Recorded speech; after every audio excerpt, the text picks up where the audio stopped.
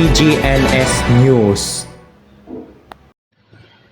Magandang araw, Pilipinas. Ito si Yuki Orabe, nag-uulat BGNS News.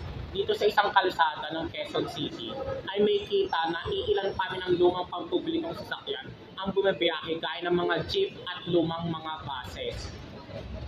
Na kung sana'y pinanukalaan na ang paggamit ng e-bus para iwas usok na nakasama sa ating kalikasan gaya ng polusyon sa hangin at pagbabago ng klima o climate change, at nakasama din sa ating kalusugan dahil sa mausok na tambutso ng mga lumang sasakyang bumabiyahe.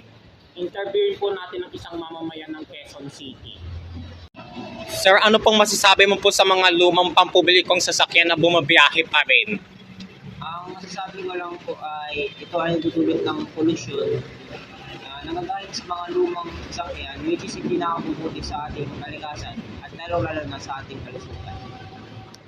Sa kasalukuyan, may ilang pa rin sa mga mamamayan ang bumabiyahe gamit ang kanilang lumang sasakyan dahil ito lamang ang kanilang hanap buhay at ipinambubuhay sa kanilang pamilya. Yuki Orabe, nagpapalita sa BGNS News.